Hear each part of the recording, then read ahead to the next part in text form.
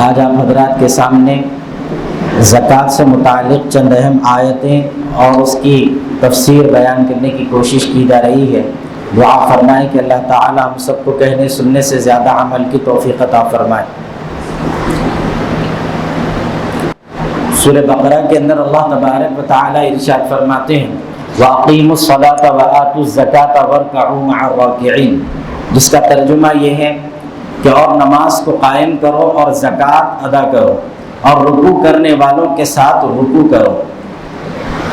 تفسیر کے بارے میں اس آیت کے اندر اللہ تبارک و تعالی نے نماز اور زکوٰۃ کو اکٹھا حکم دیا، یعنی دونوں کا ایک ساتھ حکم ارشاد فرمایا، جو اس بات کی دلیل یعنی ثبوت ہے کہ زکوٰۃ دین میں جتنی اہمیت رکھتا ہے اسی طریقے سے اتنی اہمیت رکھتا ہے جتنی نماز کی اہمیت اسلام کے اندر ہے۔ اور پھر آگے ارشاد فرماتے ہیں بلکہ یہ حقوق العباد کی ادائیگی اور مال کی پاکیزگی کا بہترین ذریعہ ہے۔ ہمیشہ ایک بات یاد رکھیے، اللہ تعالیٰ نے جن جن بندوں کو اس دنیا کے اندر بھیجا، ہر بندے کے اوپر دو حق ہیں، کوئی ان دونوں حقوں سے بری نہیں ہے۔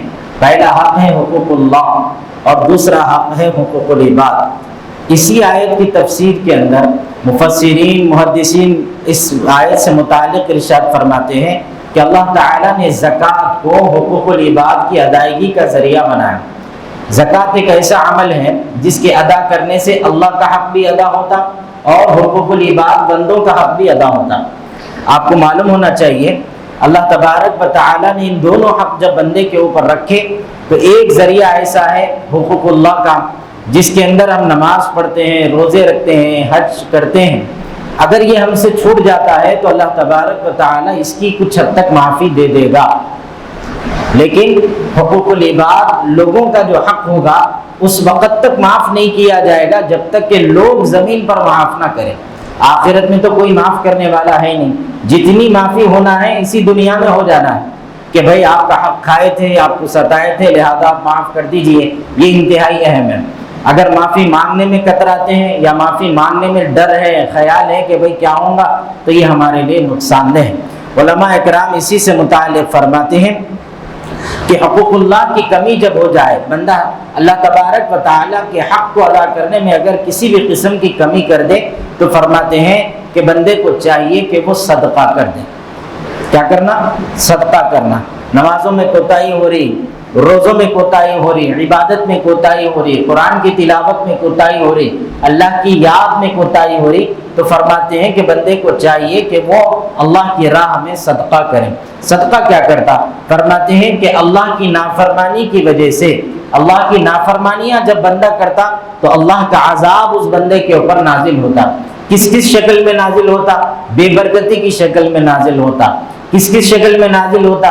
بیماری کی شکل میں نازل ہوتا، مفلسی کی شکل میں نازل ہوتا، اور پھر پریشانیاں سب کچھ اس کو گھیرے ہوئے رکھتے اپنے آپ میں۔ تو اسی لیے فرمایا کہ بندے کو چاہیے کہ وہ صدقہ کرے تاکہ اللہ تبارک و تعالیٰ کا غصہ اس سے جو ہے ٹل جائے۔ قرآن مجید کے اندر اللہ تبارک و تعالیٰ نے ارشاد فرمایا من قبل ان یأتی احدکم الموت فیقول ربی لولا اخرتنی الی اجل قریب۔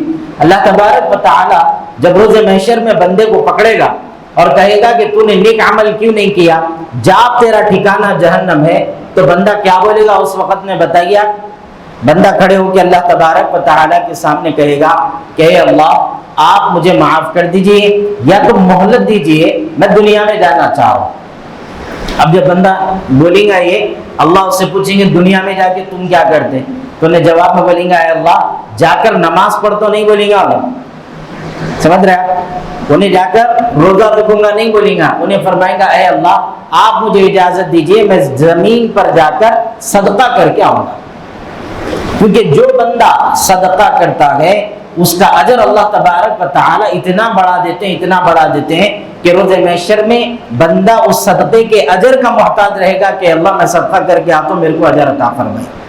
تو میرے عزیز بزرگوں اور دوستوں، اسی لیے فرمایا کہ بندے کو چاہیے کہ وہ صدقہ عطا کرے تاکہ جو ہے اس کے حقوق اللہ کے تقاضے پورے ہو جائیں اور اللہ اس پر رحم فرمائے۔ اب بچ گیا حقوق العباد، تو زکوٰۃ حقوق العباد کا ایک بڑا حصہ ہے، جو لوگوں پر آپ کا حق ہے آپ اسے ادا کریے۔ ایک اور قرآن مجید کی آیت ہے سورہ توبہ کی، جس کے اندر اللہ تبارک و تعالی زکوٰۃ کن کن لوگوں کو دینی چاہیے ان لوگوں کو گناتے ہیں۔ جملہ 8 لوگوں کو اللہ تعالیٰ نے قرآن مجید کے اندر ذکر فرمایا، 8 لوگوں کا ذکر، جس میں سب سے پہلے فرماتے ہیں فقراء۔ فقراء کس کو بولتے ہیں؟ کمزور لوگ، جو مانگ کر کھانا ان کی زندگی ہوتی، مانگنے والا فقراء۔ سمجھ میں آ رہا ہے آپ کو؟ تو سب سے پہلے فرمایا فقراء، اور دوسرا فرمایا مساکین، غریب لوگ۔ یہ جو غریب لوگ ہوتے ان کی جتنی کمائی ہوتی وہی کمائی ان کو مہینے بھر بس نہیں ہوتی، تو اس کو بولتے غریب۔ غریب کی بھی تعریف ہے اسلام کے اندر، ہر آدمی اپنے آپ کو غریب بولا تو غریب نہیں ہوتا، انہیں اچھے خاصے رہ کے بھی بول رہے میں غریب ہی ہوں، تو ویسا نہیں، اسلام سکھایا سب چیزیں ہیں۔ غریب کون؟ جس کی کمائی خود اس کو بس نہ ہو اور مہینہ ختم ہو جائے، اس کو بولیں گے غریب۔ پھر فرمائیں عاملین زکوٰۃ، یہ بات تھوڑا سمجھنے کی ہے۔ عاملین زکوٰۃ کون ہوں گے؟ وہ لوگ جو زکوٰۃ جمع کر کر تقسیم کرتے ہیں، یعنی زکوٰۃ لے لیتے لوگوں سے، ہم دیتے زکوٰۃ آپ دیجیے، لوگ لکھ جا کے ان کو زکوٰۃ دے رہے ہیں۔ آج یہ سوشل میڈیا پہ ایک تماشا چل رہا، ہر آدمی ایک ویڈیو بنا دے رہا، اس کا اسکینر ڈال دے رہا، اب وہ 1 سے 2 نہیں رہا، 2 سے 3 نہیں رہا، ایک دھندے کی شکل بنا لی ہے، اور جو ہے پیسے وصول کرنے کے ایک طریقے بنا کے رکھے ہوئے ہیں۔ تو عزیز بزرگوں اور دوستوں، یہ طریقہ ہمارے اسلام کا نہیں ہے۔ عاملین زکوٰۃ کوئی بھی ادارہ، کوئی بھی تنظیم، جیسے بڑے بڑے ادارے ہوتے، بڑے بڑے تنظیمہ ہوتے، وہ لوگ پیسہ جمع کر کے غریبوں میں تقسیم کرتے، ان کا ایک رواج ہوتا۔ تو جو واقعی اعتبار سے بھروسہ مند ہو ان لوگوں کو زکوٰۃ دینا چاہیے، جو بھروسے کے قابل نہیں، بے وقوفوں کی طرح مال دینے کی آپ کو اجازت نہیں ہے۔ وہ آخر میں یہ جب 8 ہو جائیں گے تو آپ کو سمجھاتا ہوں، مال اگر آپ بغیر سوچے سمجھے دیں گے تو کیا ہوگا۔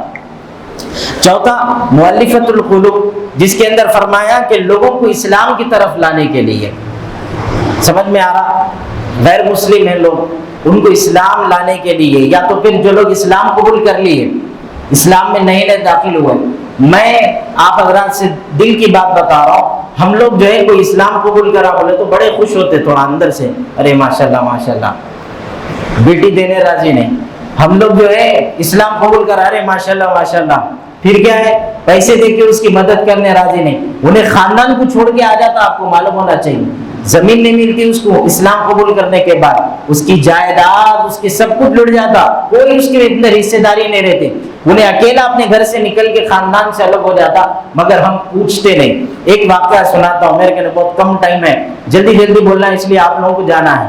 اب یہ ہے، ایک صاحب اسلام قبول کیے تھے، مولانا عاقل صاحب رحمۃ اللہ علیہ کے ہاتھ پر، حضرت ہمیشہ اپنا وہ واقعہ سناتے رہتے تھے لوگوں کو، جو لوگ عاقل صاحب کو جانتے یہ بھی جانتے کہ وہ لوگوں کو اسلام قبول کراتے تھے، ہزاروں نہیں، لاکھوں نہیں، اربوں لوگ ان کے ہاتھ پہ اسلام قبول کریں، آپ اندازہ نہیں لگا سکتے۔ تو بہرحال ایک صاحب اسلام قبول کر لیے، اس کے بعد وہ صاحب کو جو ہے پرانا پل کی طرف جاتے ہوئے دیکھے کہ وہی پرانے لباس میں ہو جا رہے ہیں، وہی رنگ اپنائے ہوئے ہیں، تو حضرت گاڑی روک کے پوچھے، ارے میاں تم تو اسلام قبول کرے تھے نا؟ تو انہوں نے بولے ہاں حضرت، جب کلمہ پڑھا لوگ آ کے گلے ملے، جب کلمہ پڑھا لوگ آ کے کپڑے بنائے، 3 دن 4 دن 8 دن، اس کے بعد نہ کوئی نوکری دینے تیار ہے، نہ کوئی چھوکری دینے تیار، نہ نوکری نہ چھوکری، سب چھوڑ دیا، کوئی میرے کو پوچھ رہا ہی نہیں، 8 دن کا دولہا بنا کے رکھے، جمعگی کے دولہے کے جیسا، کیا رہے نوشا نوشا نوشا، اس کے بعد رہتا ہوں، آج کل تو ایک ہی دن میں ایکسپائر ہو جا رہا، ولیمے کے بعد ختم ہو گیا۔ تو بولے حضرت کوئی نہیں پوچھا، پھر کیا کرے؟ بولے میرا ہی خاندان جو ہے میرے کو بولا دے کے لو اسی 6 واپس آ، میں چلے گا۔ اس لیے میں ہمیشہ بولتا ہوں نا، اگر آپ اسلام پہ چلنا نہیں چاہ رہے ہیں، آپ کو اسلام سے محبت نہیں، آپ کو قرآن سے محبت نہیں، اللہ کو بھی آپ کی ضرورت نہیں۔ اللہ کیا کرتے ہیں؟ نہیں خاندانی مسلمان کوئی ضرورت نہیں۔ کافروں کے مجمع میں سے حضرت عمر اٹھ کے کھڑے ہو گئے تھے کہ میں اللہ کے رسول کو نعوذ باللہ قتل کرتا ہوں، وہ مجمع سے اٹھ کے قتل کی نیت سے اٹھے، مگر قرآن سننے کے بعد اللہ کے رسول کی محبت لے کے بیٹھ گئے۔ نہیں ہے اللہ کو ضرورت آپ کی میری، کسی کی نہیں، آپ کا ٹائم نہیں، اللہ کا بھی نو ٹائم۔ اللہ کیا کریں گا؟ کافروں کو کلمہ پڑھا کے اسلام کے لیے کھڑا کریں گے۔ سمجھ میں آ رہا؟ تو اسی لیے میرے عزیز بزرگوں اور دوستوں، یہ ہے کہ ان کے دلوں کو جو ہے اللہ کی طرف پھیرنے والا کام۔ اور پھر 5واں کام غلاموں کی آزادی۔ پہلے یہ ہوتا تھا غلام بنا کے رکھ لیتے تھے لوگوں کو اور انہیں مالک ہوتا تھا اس کی آزادی کے لیے، جس طرح حضرت سیدنا بلال حبشی رضی اللہ تعالیٰ عنہ بھی غلام تھے، بے شمار صحابہ غلام تھے، یہودیاں نصرانیاں صحابہ پہ ظلم اور تشدد کرتے تھے، جب ان کی اسلام لانے کی خبر ملتی تو ان کو مارتے تھے، ان کو ستاتے تھے، تو مسلمان اپنا پیسہ لگا کر ان کو آزاد کرتے تھے۔ تو زکوٰۃ کی رقم سے غلام کو بھی آزاد کیا جا سکتا۔ چھٹا فرما رہے ہیں قرض دار کا قرض ادا کرنا۔ اللہ کے رسول صلی اللہ علیہ وسلم کی حدیث ہے، اگر کوئی آدمی کسی سے قرض لے، مرد یا عورت، کوئی انسان کسی دوسرے انسان سے قرض لے، اگر اس کی نیت یہ ہے کہ میں اپنا قرض ادا کر دوں گا تو موت سے پہلے اللہ اس کے قرض کو ادا کر دیتا، بھلے کتنی ہی پریشانیاں ہو۔ لیکن جو آدمی قرض لے لے اور دیتا ہی نہیں، ستاتے جا رہا اور مر گیا، سمجھ لینا اس کی نیت تھی نہیں، کیونکہ اللہ کے رسول صلی اللہ علیہ وسلم فرما رہے ہیں اگر دینے کی نیت رہیں گی تو مرنے سے پہلے ادا ہو جائے گا، نہیں رہیں گی تو اس کا مطلب یہ ہے کہ مسئلہ یہ ہے۔ بے شمار لوگ قرض لے کے لوگوں کو ستا رہے ہیں۔ یاد رکھیے قرض کے معاملے میں اسلام کا حکم یہ ہے تھوڑی سی مہلت دے دینا اس کو، جو وقت اور دن طے کرے اس سے 2-3 دن اور 1 مہینہ ذرا بڑھ چڑھ کے وقت دے دینا، یہ اسلامی گنجائش ہے کہ کچھ حد تک اس کو معاف کیا جائے۔ اور میں جہاں تک سمجھتا ہوں پیسے دے دینے کے بعد اپنا سریج اس کی وکڑی میں آ جا رہا، انہیں کہا ہے بھائی، اب انہیں ہیرو بن کے بات کر رہا آپ سے، ہاں کیا ہوا بولے تو اپن ڈرنا ہے ہاتھ بن لے کے، بھائی صاحب دے دو نا ذرا دعا اچھی لگتی ہے، تو اپن کو مجبور کر دے رہا انہیں، تو یہ اسلامی طریقہ نہیں ہے۔ اگر کسی کے پاس زکوٰۃ کی رقم ہے، رشتہ داروں میں اللہ کے فضل سے بھی مالدار لوگ ہیں، تو اب زکوٰۃ رشتہ داروں کو دینے کے بعد بچ گئی بھی، تو اب آپ کا کام یہ ہے کہ آپ جو مقروض ہے، جن کے اوپر قرضوں کا بوجھ ہے، ان کے قرض کو ادا کرنے کی کوشش کریے، یہ بہت بہترین کام ہوگا۔ بے شمار لوگ مقروض ہیں، پریشان ہیں، پھانسیوں کے پھندے پہ جا کے سوسائڈ کر لے رہے ہیں، اوپر سے کود جا رہا، پانی میں گر جا رہا، ٹرین کے سامنے آ کے ٹھہر جا رہا، کیا ہوا؟ تو بولے نہیں میں قرضوں میں تھا، تیرے مرنے سے وہ ہوتا کیا؟ نہیں ہوتا کچھ بھی، الٹا حرام مت مر کے جہنم کے اندر جانے کا سامان پیدا کر رہے ہیں، قبر کے اندر عذاب ہوگا، ان چیزوں سے بچنا چاہیے۔ فرمایا فی سبیل اللہ، اللہ کی راہ میں دینا۔ اللہ کی راہ میں دینے کا مطلب مدرسوں کو دینا۔ مدرسے کے اندر دینے سے مطلب کیا ہوتا معلوم؟ مدرسے کی بلڈنگ کو نہیں دینا، مدرسے میں دینے کا مطلب مدرسے کے ان یتیم اور غریب بچوں کے لیے دینا جو وہاں پر بیٹھ کر قرآن کی تعلیم حاصل کر رہے ہیں۔ اب ہمارے مسلمان لوگوں کو نہ مدرسے پسند آ رہے ہیں نہ اسلام پسند آ رہا۔ میں 2 باتیں بتا کے ختم کرتا ہوں۔ اگر مدرسے نہیں ہوں گے حافظ قرآن نہیں ہوں گے، اگر مدرسے نہیں ہوں گے علماء نہیں ہوں گے، اگر مدرسے نہیں ہوں گے امام صاحب نہیں ہوں گے، اگر مدرسے نہیں ہوں گے قرآن پڑھنے والا تمہارے جنازوں کے اوپر بھی کوئی بھی نہیں ہوگا۔ اسی لیے لازم اور ضروری ہے کہ مدرسوں کی امداد کرو، مدرسوں کا خیال کرو، مدرسوں کو زکوٰۃ دو، مدرسوں کو زکوٰۃ کے علاوہ بھی پیسے دو، یہ آپ پر حق ہے تاکہ آپ کا ایمان محفوظ رہے۔ آخری گزارش مدرسوں کی جب بات آئی تو یاد رکھو ہر مدرسے میں پڑھنے والا زکوٰۃ کے پیسے سے نہیں پڑھتا، گری ہوئی نظروں سے نہیں دیکھنا، مول صاحبوں کو دیکھے تو سمجھ میں آ رہا، جنہیں تمہارا شان ہے تمہارے اسلام کی، امام صاحب، حافظ صاحب، عالم صاحب، آپ کے اسلام کی شان ہے، آپ جتنی عزت دیں گے پوری دنیا اتنی عزت کی نظر سے دیکھیں گے۔ آپ عزت دینے والے نہیں، آپ نقصان اٹھائیں گے دنیا اور آخرت کے اندر۔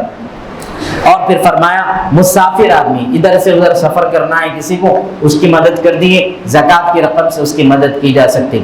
میرے کو پرسوں ایک صاحب فون کرے تو میں بولا ہم مسافر کی مدد کر سکتے، تو انہوں بولے میں ایک بچہ کینیڈا کو جا رہا، میں بولا اچھا تو اس کو دے سکتے کیا؟ میں بولا ارے بھائی پہلے مستحق ہے کیا دیکھنا، اس پہ زکوٰۃ آتی نہیں آتی، انہیں غریب ہے نہیں ہے، اسے سوالات لائے تو بھی ارے بھیجا خراب ہو جاتا پورا۔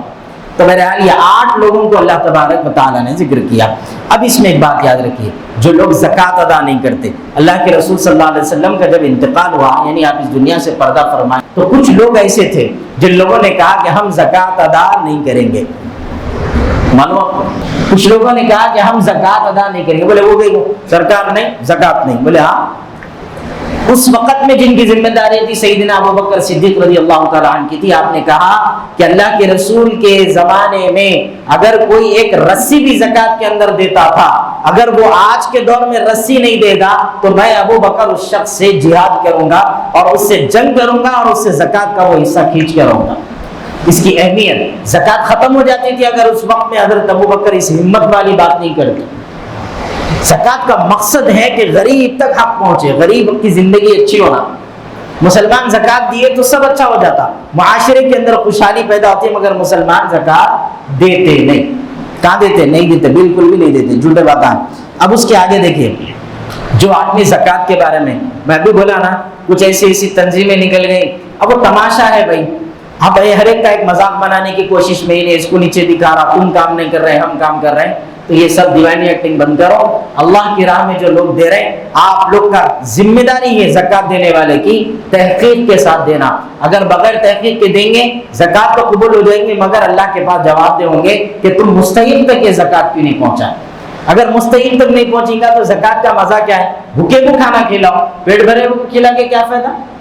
پیٹ بھرے کو کھلا کے بریانی کیسی تھی, کچھ ادھار رہ جا, میں تو مندی کھا گیا, دیوانے بولتا ہوں. ٹھیک, روزے میں کھانے کے نامہ نقل لوگ ہوتے کیا روزے دارہ لے سکتے کہتے. تو بہرحال یہ ہو گیا. دوسری چیز کیا ہے؟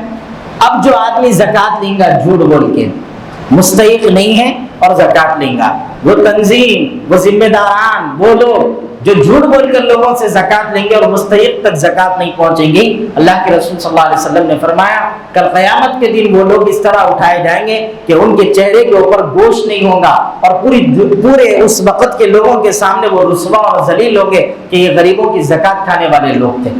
معراج کے مقدس سفر میں اللہ کے رسول صلی اللہ علیہ وسلم نے دیکھا کہ کچھ لوگ ایسے ہیں جن کے ہونٹ اونٹ کی طرح باہر نکلے ہوئے, جیسے بڑے بڑے ہونٹ ہوتے ہیں نا اونٹ کے, ویسے ہونٹ ہو گئے, اور ان کے منہ میں ایک آگ کا لنڈا ڈال دیا جاتا جو منہ سے نکل کر پیچھے کی طرف سے نکل جاتا. یہ عذاب میں مبتلا تھے. جب حضرت جبرائیل سے پوچھا کہ یہ کس کو عذاب ہو رہا ہے ایسا خطرناک, تو فرمایا یہ یتیموں کا مال کھانے والے ہیں. یتیم تک نہیں پہنچا کے خود ہی کھا لیتے تھے, یہ لوگ ہیں. اور ان میں بعض علماء فرماتے ہیں وہ لوگ بھی اس عذاب کے مستحق ہوں گے جو بہنوں کا حق نہیں دیتے. معلوم, بہنوں کو ستا کے رکھتے, ان کا پیسہ اینٹ رہے ہیں, کھا رہے ہیں. اللہ کے واسطے اپنے بہنوں کا حق ادا کرو اور ان کو ذلیل اور رسوا مت کرو گلی گلی پھرنے پر. بے شمار لوگ ایسے ہیں کاٹن کے کڑک کپڑے ڈال کے روڈوں پہ پھر رہے ہیں, لوگ دیکھ کے السلام علیکم بول رہے ہیں, ان کے بہنوں کو دیکھے تو لینوں میں کھڑے رہے ہیں. جا کے شرم ہونا چاہیے مسلمانوں کہ بہنوں کا حق ادا نہیں کر سک رہے.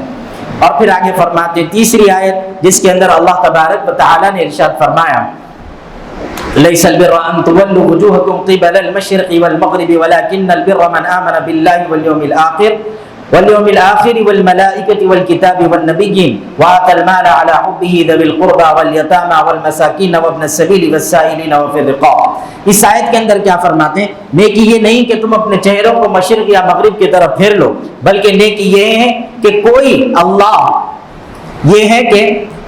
اللہ یوم آخرت, فرشتوں, کتاب اور نبیوں پر ایمان لائے اور اللہ کی محبت میں مال دے رشتہ داروں, یتیموں, مسکینوں, مسافروں, مانگنے والوں اور غلاموں کی رہائی کے لیے. اب اس کے اندر یہ فرما رہے ہیں کہ کافی اتنا نہیں ہے کہ تم صرف نماز کے لیے کھڑے ہو جاؤ, اور کافی یہ بھی نہیں کہ تم اللہ پر ایمان لا لو, نبیوں پر ایمان لا لو, بلکہ آپ کے لیے تو ضروری ہے کہ آپ اپنے لوگوں کے اندر صدقہ دو, ان کو مال دو, اپنے جیب کا پیسہ نکالو. اگر آپ کا خیال ہے مجھ صاحب میری حیثیت 3000 روپے کی ہے, میں مجبور آدمی روز کماتا ہوں کھاتا ہوں, میرے پاس سے کیا نکلتا جی, یہ خیال ہے آپ کا, تو کوئی بری بات نہیں ہے. اس کو بھی چاہیے, غریب ہے غربت والا صدقہ کرے, امیر ہے امیری والا صدقہ کریں. ہمیشہ یاد رکھو آپ کبھی اپنے آپ کو چھوٹا نہیں سمجھنا. یہ دنیا والے ہیں جی امیر غریب دیکھتے, کپڑوں سے عزت دیتے, دنیا کا نظام ہے. اللہ کے پاس آپ کی نیت اور آپ کے عمل کے اعتبار سے اجر ملتا.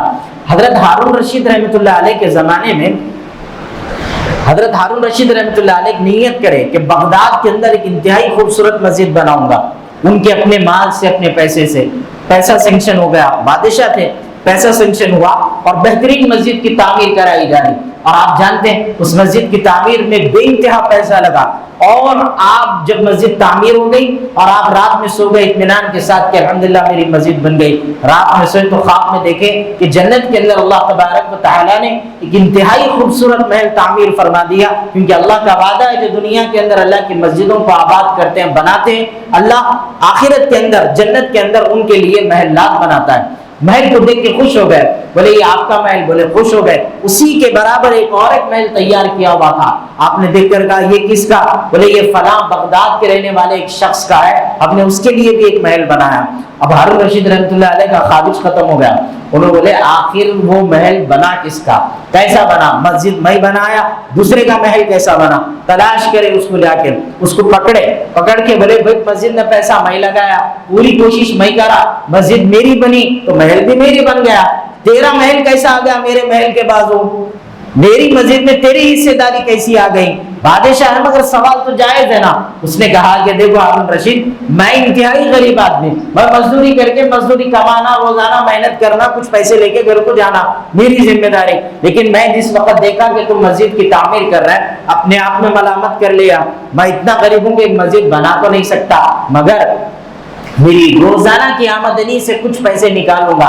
نکالا اور اس سے کچھ اینٹ خریدا اور وہ اینٹ لے جا کر تمہارے اینٹوں میں ملا دیا۔ اگر لے جا کے تمہارے کو دیتا تو لگتا نہیں لگتا، بھروسہ نہیں تھا، میں لے جا کے اینٹوں میں ملایا اور اللہ سے دعا کرا کہ اللہ آپ فضل کا معاملہ کر دیجئے، چند اینٹ کے بدلے یا پورا پیسہ لگ کے ایک محل اور یا چند اینٹ ایک محل اللہ نے تیار کر دیا۔ اللہ کے پاس نیتوں کا اجر ہے، اللہ کے پاس تمہارے دل کو دیکھا جاتا ہے، کسی کے حق پہ نہیں۔ اللہ اور رسول صلی اللہ علیہ وسلم کے پاس بھی فرماتے ہیں کہ 12 ربیع الاول کا دن تھا، تو ظاہر ہے 12 کے وقت میں ہم لوگ کھیر پوریاں کہیں کو بناتے ہیں رواجی اعتبار سے، اس کا کوئی اسلام سے تعلق نہیں ہے، مگر جب بناتے ہم لوگ رواج ہے، وہ ہمارا ٹریڈیشن بولتے ہیں نا، وہ اعتبار سے۔ تو کیوں بناتے ہیں؟ تو بولے سرکار کے لیے ہم فاتحہ دلانے کے لیے بناتے ہیں۔ محرم میں شربت کیوں؟ بولے امام حسن امام حسین کے لیے، وہ کیڈن چلو ایک طریقہ ہے ہمارا۔ تو ان کے خیال میں آیا کہ عرفات کا دن ہے 12 ربیع الاول، میں اللہ کے رسول کی خدمت میں کیا پیش کروں؟ پورے جیب ٹٹولے تو چند آنے نکلے، یعنی آنوں کا مطلب وہ روپیوں سے بھی کم جو ہوتے ہیں وہ پیسے۔ بولے یہ آنوں میں کیا آئیں گا؟ لے جا کے پھولے چنے والا پھولے چنے بیچ رہا تھا، اس کو دے کے بولے ذرا چند چنے دے رہے بھائی، پیسے دیے، انہیں چنے دیا، وہ چنے لے کے ایک غریب کے ہاتھ میں دے دیے، بولے یہ کھا لے اور اللہ سے دعا کرے کہ اللہ یہ اللہ کے رسول صلی اللہ علیہ وسلم کے پاس میں تحفہ بھیج رہا ہوں ایک ایصال ثواب کے جیسا، آپ اس کو قبول فرمائیں۔ اب پورا دن ملامت رہی دل میں، ارے میں جو ہے خالی پھولے چنے بھیجا، میری حیثیت نہیں ہے دینے کی، نہیں ہے۔ عشاء کی نماز پڑھے، کھانے سے فارغ ہو کر جب سو گئے تو خواب میں کون آئے؟ اللہ کے رسول صلی اللہ علیہ وسلم تشریف لائے۔ آپ فرماتے ہیں کہ اللہ کے رسول صلی اللہ علیہ وسلم وہی پھولے چنے کھاتے ہوئے فرما رہے ہیں ہمارا جی چاہ رہا تھا کہ یہ کھانے کو ہم کو مل جائے اور آج تم ہمارے پاس تحفہ بھیجے، تمہارا بھیجنا بہت بہت ہمارے لیے مبارک ہو اور بہت بہت خوشی کی بات ہے۔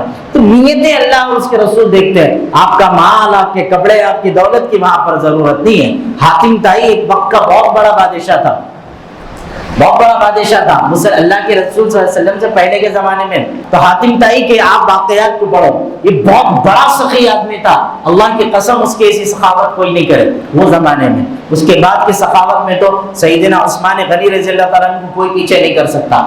تو بہرحال حاتم طائی نے بڑی سخاوت کی۔ اس کے پاس ایک شخص آیا، اس نے کہا کہ میں محتاج ہوں۔ محتاج کا مطلب مال نہیں ہے، تندرستی ہے، بولے میں محتاج ہوں، میری مدد کرو، کیا چاہیے؟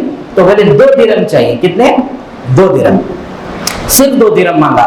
حاتم طائی نے جب اس کو دیا تو 200 درہم دیے۔ کتنے دیے؟ 200 درہم۔ اب اس کو سنبھل رہے ہیں وہ پیسے، انہوں نے بولا بادشاہ میں منگا دو، تم دے رہے 200، میں لے کیا کروں گا؟ میرے کو ضرورت دو کیچے۔ تو انہوں نے کہا کہ تو اپنی حیثیت سے مانگا، میں میری شان کے مطابق دیا۔ تو اسی لیے مانگنے والے کو بھی یاد رکھنا چاہیے کس سے مانگ رہا، دینے والا کیا شان والا ہے۔ تو بولنا والا کیا کیا دیتے دے دو، آپ کمی ہے کیا؟ دیے تو کوئی پوچھنے والا نہیں ہے نہیں ہے۔ اسی لیے فرمایا کہ اللہ کی راہ میں دینا، اس دینے سے چوکنے کی ضرورت نہیں ہے۔ آخری بات یہ ہے 5ویں آیت جس کے اندر ارشاد فرما رہے ہیں، 4تھی آیت ہے، ابھی 2 ہے، سنتے نہیں کیا کرنا، جمعے میں پڑھ تفسیر کر لینا، پھر جیسے جمعہ زکات پہ ہو گئی۔ اس کے آگے فرمایا سورہ مومنون کی آیت ہے جس کے اندر فرمایا قد افلح المؤمنون، اس کے ترجمے کے اندر بے شک مومن کامیاب ہو گئے جو اپنی نمازوں میں خشوع اختیار کرتے ہیں، جو لغو باتوں سے دور رہتے ہیں، یعنی بیکاری کی باتوں سے دور رہتے ہیں اور اپنی زکات کو ادا کرتے ہیں۔ اللہ تعالیٰ نے ان لوگوں کے لیے کامیابی کی خبر دی جو لوگ زکات ادا کرتے ہیں، نماز پڑھتے ہیں اور بیکاری کی باتیں نہیں کرتے۔ یاد رکھیے اللہ کے رسول صلی اللہ علیہ وسلم نے ارشاد فرمایا ہم سب روزے کی حالت سے ہیں، اب یہاں سے باہر نکلیں گے تو کئی روزے دار ملتے ہیں۔ اللہ کے رسول نے فرمایا بعض لوگوں کا روزہ ایسا ہوتا کہ ان کا روزہ صرف مشقت ہے، زبردستی کا بھوکا رہتے، ان کے بھوکا رہنے کا کوئی فائدہ نہیں۔ فرمایا بھوکا تو رہیں گا، بھوکا ہی رہیں گا، بس روزہ اس کا نہیں ہوگا۔ بولے وہ کیوں؟ بولے آنکھوں سے گناہ کریں گا، زبان سے گناہ کریں گا، کان سے گناہ کریں گا، آنکھ سے گناہ کریں گا، پیر سے گناہ کریں گا۔ جب گناہ کرتے رہیں گا تو کیا کروں گا؟ سمجھ میں آیا؟ تو اس کا مطلب یہ ہے کہ روزے کی حفاظت ہونی چاہیے، صرف روزہ رہنے سے کچھ بھی نہیں ہوتا۔ اسی طریقے سے زکوٰۃ بھی ان لوگوں کو دینا چاہیے کہ جو اس کے مستحق ہوں۔ 5ویں آیت کے اندر ارشاد فرما رہے ہیں وَلَا يَحْسَبَنَّ الَّذِينَ يَبْخَلُونَ بِمَا آتَاهُمُ اللَّهُ مِنْ فَضْلِهِ هُوَ خَيْرٌ لَهُمْ بَلْ هُوَ شَرٌّ لَهُمْ۔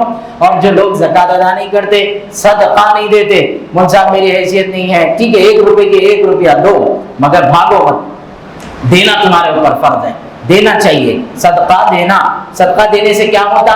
فرماتے صدقہ دینے سے بلائیں ٹل جاتی، صدقہ دینے سے کیا ہوتا؟ آپ کے بڑے بڑے مسائل ختم ہو جاتے، صدقہ دینے سے بڑی بڑی آنے والی مصیبتیں، آنے والے جان کے خطرے بھی ٹل جاتے۔ اب فرما رہا ہے جن کے پاس مال ہے، دولت ہے، اگر وہ لوگ دولت اور مال رکھ کے خرچ نہیں کرتے، بخل کرتے ہیں، بخالت کرتے ہیں، اللہ کے رسول صلی اللہ علیہ وسلم پر نازل ہوا قرآن، اس قرآن کے اندر اللہ فرما رہے ہیں ظاہری اعتبار سے پیسے کو بچانے کی سیف ہو رہا نہیں ہوں گا، یہ بہت بڑا نقصان دے گا۔ مولانا عقل صاحب رحمۃ اللہ علیہ ایک واقعہ سناتے تھے، کلکتہ کے ایک صاحب رہنے والے تھے کہ ان کی گوڈاؤن میں جب آگ لگی تو لوگ بولے ارے آگ لگی تمہارے گوڈاؤن کو، تو کیا کرتے؟ فائر بریگیڈ کو بلانا یا تو پھر جا کے باویلا مچانا، رہے میرے گوڈاؤن کو آگ لگی، مگر کرے کیا؟ جا کے اپنا رجسٹر چیک کرے گا، وہ رجسٹر چیک کر کے بولے ایک حصہ جو ہے نا جس کو ہم مال جمع کر کے رکھے روئی کا، اس کو آگ لگیں گے، باقی سب محفوظ رہیں گا، تحقیق کرے تو اتنا ہی چھوڑا۔ تو لوگ بولے آخر اتنے فکس کیسا ہو گیا دماغ سے؟ تو بولے اس لیے ہو گیا کیونکہ زکوٰۃ پوری چلی گئی تھی، وہ اس کی بچی ہوئی تھی، اس لیے اس کو آگ لگ گئی۔ تو مال جب یہ گوڈاؤنوں کو آگ لگ رہا، کمپنیوں کو آگ لگ گئی، یہ نقصان وہ نقصان، یہ ادا نہیں کرنے کے نتائج ہوتے۔ اب کوئی صاحب زکوٰۃ ادا کر بھی دیے اور ان کو نقصان ہوگا تو جا کے ان کو یہ نہیں بولنا دینا ہے رو بول کے تانا نہیں، مطلب یہ بابوں کے اوپر آزمائش کے اعتبار سے بھی ایسے حالات آ جاتے ہیں۔ آخری بات یہ ہے جب آپ زکوٰۃ ادا کریں اس کے فائدے کیا ہوں گے؟ اسی آیت کے اندر ارشاد فرما رہے ہیں زکوٰۃ ادا نہیں کرنے والا اللہ تعالیٰ کی رحمت سے دور ہو جاتا، صدقہ نہیں دینے والا اللہ کی رحمت سے دور ہوتا، اور زکوٰۃ نہیں دینے والا گناہ کبیرہ کا مرتکب ہوتا، بڑا گناہ جو بڑے گناہ ہوتے اس کے اندر کرنے والا شامل ہوتا۔ دوسری بات فرما رہے ہیں آخرت میں اس کو عذاب ہوگا اور قبر کے اندر بھی چین سے نہیں سو سکیں گا، خود بھریں گے اللہ میاں قبر کے اندر بھی۔ تیسرا فرما رہے ہیں مال کی برکت ختم ہو جاتی ہے، سو مال اسی طریقے سے آگ لگ کے یا تو ڈب کے یا تو جو ایکسیڈنٹ ہو کے ختم ہو جائے گا۔ چوتھی بات فرما رہے ہیں معاشرے کی غربت، سماج میں قتل بڑھے گا، سماج میں جھوٹ بڑھے گا، سماج میں چوری بڑھے گی، سماج میں مرڈرز اور جو ہے جتنے کرائم ہو سکتے ہیں آپ کے نظر میں سب بڑھ جائیں گے۔ کب؟ جب ہم زکوٰۃ نہیں دیں گے۔ جب ہم زکوٰۃ دیں گے تو کیا ہوگا؟ زکوٰۃ دیں گے تو سب سے پہلا ایفیکٹ جو پڑتا نا زکوٰۃ ادا کرنے سے، کرائم ختم ہو جاتا، جرم ختم ہوتا، غنڈہ پنا ختم ہوتا، یہ گلوں کے چین تھرڈ کلاس کاما ختم ہو جاتے، یہ آوارہ بچوں کے، یہ آوارہ گردی ختم کراؤ اپنی نسلوں کو، شان سمجھ رہا ہوں میاں بھائی کہیں کہہ رہے تو جھوٹے، کہیں کا میاں سب یہ برخاست کرو، اس کے لیے زکوٰۃ ادا کرنا پڑتا۔ آپ لوگ ہیں میں سمجھتا ہوں نہیں ہوں گے آپ لوگ میں سے کوئی مالدار، یا ہے تو پھر دے دو، نہیں ہے تو مالداروں کو ترغیب دلاؤ، پاشا پیسے دیو نہیں تو اندر پکڑے جاتے۔ اب مسلمان کا کام ہے بولنا، احساس دلانا، کب تک خاموش بیٹھیں گے؟ بولا یاد دلاتے رہنا۔ آخری بات یہ ہے کہ بنی اسرائیل کے اندر ایک بخیل شخص تھا اور ایک امیر شخص تھا، جب پیسے دیے تو کیسا دینا؟ آخری بات بول کے بات ختم کر دیتے۔ دو لوگ تھے، کہانی مزے کی، بخیل اور ایک امیر، سخی اور بخیل سمجھو، دونوں تھے دینے والے ایک لینے والا۔ ایک بخیل تھا، ایک یہ حال یہ ہوا کہ سخی اتنا لوٹاتا تھا کہ لوگ بڑے خوش تھے اس سے، اور بخیل تھا، کوئی بھی آگے پوچھا تو کون رہے نہیں پہچانتا جا بولتا تھا۔ ایک دن آیا بخیل کا انتقال ہو گیا، کوئی اس کے جنازے میں جانے راضی نہیں، گنے چنے لوگ جا کے جنازہ پڑھ لیے، بولے کہیں کو نہیں جا رہے، بولے بخیل ہے جی کون جاتے؟ جنازہ گیا تو بھی لوگ بولے بخیل جا رہا، بخیل جا رہا، بخیل جا رہا، لکھ گئے دفنا کے آ گئے۔ اس کے بعد کیا ہوا؟ امیر صاحب کے پاس لوگ سلسلے وار گئے، جا کے بولے صاحب لاؤ کیا ہے، دیتے تھے نہ دیو، انہیں بولا نہیں، ایک بار بولے تو کیا ہے، دو بار تین بار، جب جا رہے ہیں کچھ مل رہا ہی نہیں، تو لوگ جا کے بولے ارے کیا تو بھی ہوگا، بخیل مر گیا، اس کی روح تمہارے آن پہ آئی، قصہ کیا ہے آخر؟ انہیں مارا، ہم خوش تھے تم تو زندہ ہے، بولے تم بخیل ہو گئے، الٹا ہو گیا قصہ۔ اس کو بڑا افسوس ہوا کہ وہ مرنے کے بعد بھی لوگ اس کو برا بول رہے ہیں۔ کبھی کسی کے مر جانے کے بعد ان کو برا نہیں بولنا، ان کے برے عمل کو یاد بھی نہیں کرنا، ان کی برے کاموں کو کبھی دہرانا نہیں، ان کی بری باتوں کا تذکرہ نہیں کرنا، یہ اسلام کے طریقے کے سخت خلاف ہے۔ چاہے آپ کے خاندان میں غدار رہنے دو، آپ کا کھا کے پیا رہنے دو، کچھ بھی رہنے دو، اس کا فیصلہ اللہ کے پاس ہوگا۔ تو جب بخیل وہ جو سخی تھا اس کو بڑا ملال والے لوگ ہیں، اس کو جو بولے وہ بول رہے ہیں، انہیں جمع کر کے بولا وہ جتنا پیسہ میں دیتا تھا میں نہیں دیتا تھا، اس کے پیسے میں دیتا تھا۔ وہ کیوں بولے؟ انہیں نہیں چاہتا تھا کہ ظاہر ہو جانا، پورا پیسہ میں کر رکھتا تھا کہ نہیں میرا عمل اللہ کے لیے، لوگ کیا سمجھتے اس سے مطلب نہیں، میرا ہر عمل اللہ کے پاس قبول ہو جانا، میرا پیسہ تم لو اور تم بانٹتے رہو، تم سخی رہ جاؤ، میں بخیلی رہ کے مرنا چاہ رہا ہوں، اسی حالت میں مر جاؤں۔ اسی لیے شاعر نے کہا بخشش کی آبرو نہیں رہتی نمود سے، یوں دیجئے کہ دست گدا کو خبر نہ ہو، ایسا دینا کہ یہ ہاتھ سے دیے تو یہ ہاتھ کو خبر نہیں ہونا۔ تو اسی لیے جو بچے امتحانات لکھ رہے ہیں ان کے لیے دعا ہے اللہ تعالیٰ نے خوب کامیابی نصیب فرمائے۔ صدقے سے بات یاد آئی آخر میں کہ آپ جب امتحان کو جا رہے ہیں صدقہ دے کے جائیے یا امتحان کے بعد دیجیے، ہر امتحان کے پہلے یا اس کے بعد کچھ نہ کچھ تو اللہ کی راہ میں دیتے رہنا، کمپاس کھول لینا، جیبوں میں سے نکال لینا، جو نکلے چونی اٹنی نکال کے دے دو، یہی دینا سب سے بڑا اجر ہے، یہ دینا اور اندر جانا، اللہ کی مدد آپ کے ساتھ جڑ جاتی۔ اگر یہ نہیں کریں گے، جا کے بولیں گے نہیں میں درگاہ میں جا کے ہال ٹکٹ بن کے آیا اب کام ہو جاتا، تو حضرت آ کے وہاں مدد نہیں کرتے، ایسا نہیں ہوتا، یہ طریقہ ہے ہی نہیں۔ کیسا ہوتا بولو؟ ہال ٹکٹ سے درگاہ کا کیا تعلق، پھر درگاہ سے امتحان کا کیا تعلق؟ وہاں گئے تو کیا کرنا؟ اللہ سے دعا مانگنا، اے اللہ یہ اللہ والے ہیں آرام کر رہے ہیں، ان کی برکت سے میرے امتحان میں آسانی پیدا فرما، ایسا بول سکتے، ان کی نیکیوں کی برکت سے کچھ بھلا ہو جائے ہمارا، ایسا کر سکتے۔ مگر وہاں جا کے ہال ٹکٹوں کی یہ لائن، ارے جس کی کوئی حد نہیں، بولا یہ کیا پھنس گئے رے بھائی، خالی ہال ٹکٹاں بنے ہوئے ہیں، بچیوں کے بنے ہوئے ہیں، بچوں کے بنے ہوئے ہیں۔ اب ہمارے ہال ٹکٹوں میں فوٹوਆਂ بھی آتے ہیں، آپ کو معلوم خواتین کا پردہ نہ صرف چہرے کا پردہ بلکہ اسلام کے اندر ان کے نام کا بھی پردہ ہے۔ پوری قرآن اٹھا کے دیکھو آپ، حضرت عائشہ کا ذکر آئے گا، دیگر عورتوں کا تذکر آئے گا، کسی کا نام نہیں ہے سوائے حضرت مریم کے۔ ان کا نام لینا مجبوری تھی کیونکہ ان کے اوپر الزامات تھے، مگر دوسروں کسی کا نام نہیں ملتا۔ نام کا بھی پردہ ہے قرآن کے اندر، اور لے جا کے بنے ہوئے ہیں، لے جا کے۔ اور میں دیکھا بعض جو وزٹرز رہتے نا درگاہ کے زیارت کرنے والے، وہاں آنے والے، ایک ایک ہال ٹکٹ لے کے دیکھ رہے ہیں، سنٹرا کہاں ہے، کیا جا کے نہیں لکھتا۔ بیکاری کے کامات چھوڑو، خالی مسلمانہ بدلا، یہ غیروں کا طریقہ ہے، مسلمانوں کا نہیں ہوتا۔ یہ ہمارا ایمان ہی نہیں ہے ان چیزوں کے اوپر، نہ ہمارا طریقہ ہے مسلمانوں کا۔ ہماری دعا ہے اللہ ہر بچے کو کامیاب فرمائے۔ الحمدللہ رب العالمین والصلاة والسلام علی سید المرسلین، اللہم صل علی محمد وعلی آل سیدنا محمد وبارک وسلم۔ ربنا آتنا فی الدنیا حسنۃ وفی الآخرۃ حسنۃ وقنا عذاب النار۔ ربنا ظلمنا انفسنا وإن لم تغفر لنا وترحمنا لنکونن من الخاسرین۔ اے اللہ ہم سب کے گناہوں کو معاف فرما، اے اللہ ہمارے خطاؤں کو معاف فرما، ہماری لغزشوں کو معاف فرما، ہماری کوتاہیوں کو معاف فرما، ہم سب پر رحم فرما، کرم فرما، عافیت کا معاملہ فرما۔ اے اللہ ہم تیرے آگے ہاتھ اٹھانے کے قابل نہیں، تیرے آگے سجدے کے قابل نہیں، تیری عبادت کے قابل نہیں، پوری زندگی گناہوں میں گزرتی جا رہی، تیری نافرمانیوں میں گزرتی جا رہی۔ اے اللہ یہ رمضان کا مقدس مہینہ جس میں تو برکتیں نازل کرتا، رحمتیں نازل کرتا ہے، اے اللہ اس مہینے کی برکت سے ہم سب کے گناہوں کو معاف فرما۔ اے اللہ آپ ہم سب کے گناہوں کو معاف فرما، اے اللہ ہمارے خطاؤں کو معاف فرما، لغزشوں کو معاف فرما، نافرمانیوں کو معاف فرما۔ اے اللہ ہماری نافرمانیاں آسمان کو چھو رہی ہے، اے اللہ اس سے بھی اوپر اگر ہے تو تیری رحمت ہے، اے اللہ تجھے تیری رحمت کا واسطہ ہم سب کے گناہوں کو معاف فرما۔ اے اللہ حقوق اللہ کے تقاضوں میں جو کمی ہے انہیں بھی معاف فرما، حقوق العباد کے تقاضوں کی تکمیل کی توفیق نصیب فرما۔ اے اللہ والدین کی فرما برداری کی توفیق نصیب فرما۔ اے اللہ جو حق ہے ہمارے اس دنیا والوں کے اوپر ہے ان کے حق کو ادا کرنے کی توفیق نصیب فرما۔ اے اللہ روزوں میں جو گناہ ہو رہے ہیں انہیں معاف فرما، اے اللہ روزوں کو قبول فرما، اے اللہ ہمارے روزوں کو قبول فرما، نمازوں کو قبول فرما، عبادتوں کو قبول فرما، تراویح کی تلاوتوں کو قبول فرما۔ اے اللہ ہمارے والدین کی مغفرت فرما، ان کے درجات کو بلند فرما۔ اے اللہ ہمارے والدین نے اپنے جسم کا خون ہم کو پلایا، اتنی بڑی جوان کیا، اے اللہ ہماری عمریں ان کی اے اللہ احسان مند ہے، ہماری زندگیاں ان کے احسان مند ہے۔ اے اللہ ہمارے والدین کی قدر کرنے کی توفیق نصیب فرما۔ اے اللہ ہمارے والدین کی ہڈیوں کا بت ختم ہو چکا، وہ کمزور ہو چکے ہیں، اے اللہ ان کے جسم کمزور ہو گئے، ان کی زبانیں کمزور ہو گئی، اے اللہ ان پر رحم فرما، ان پر رحم رحم فرما. اے اللہ ان کے اٹھنے والے ہاتھوں کی برکت سے ہم سب کی زندگیوں میں خوب برکت نصیب فرما. اے اللہ ہمارے والدین کی عمروں میں خوب برکت نصیب فرما. اے اللہ اس مہینے کی برکتوں کو حاصل کرنے کی توفیق نصیب فرما.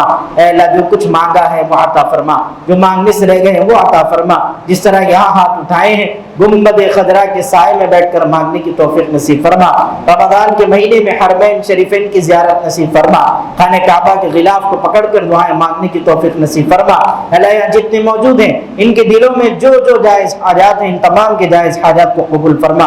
اے اللہ ان سب کے دل کے ارمانوں کو, ان کی آرزوؤں کو پورا فرما.